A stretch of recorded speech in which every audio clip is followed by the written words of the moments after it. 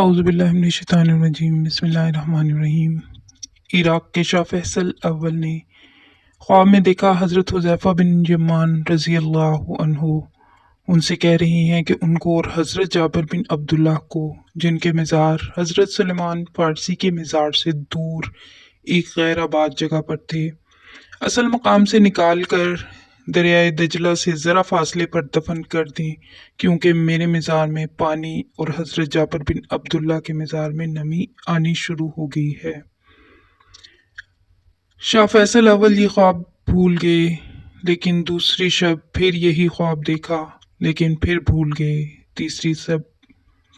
तीसरी शब यही ख्वाब इराक के मुफ्ती आज़म ने देखा।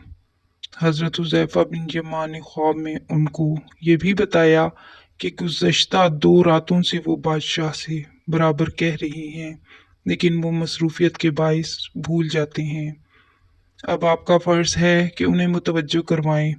चुनांचा उस वक्त के वज़ीर आज़म और बादशाह से मुफ्ती आज़म ने मशवरा किया कि अब क्या करना चाहिए। शाह फैसल अव्वल ने कहा, आप फतवा दे दें। मुफ्ती साहब ने वही फतवा दे दिया और ये फतवा और शाह इराक का फरमान अखबारात में शाया कर दिया गया। 10 जुल्हज्जा के अखबार में फतवा और फरमान पढ़कर तमाम दुनिया इस्लाम में जोश व खरोश फैल गया और इस खबर का चर्चा पूरी दुनिया में हो गया।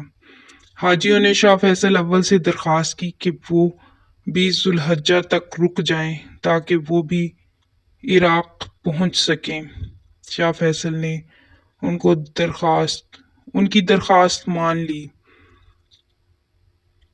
20 जुल्हज्जा 1351 हिजरी को लाखों खुश नसीबों ने ये ईमान अफरोज़ वाक़या अपनी आंखों से देखा।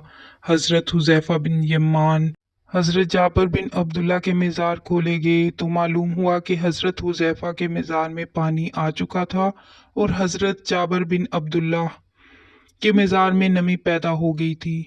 शाह फैसल अव्वल की मौजूदगी में हज़रत हुज़ैफ़ा की नाश मुबारक को बज़रिया क्रेन इस तरह उठाया गया कि उनकी नाश मुबारक क्रेन पर नस्ब स्ट्रेचर पर खुद ब खुद आ गई।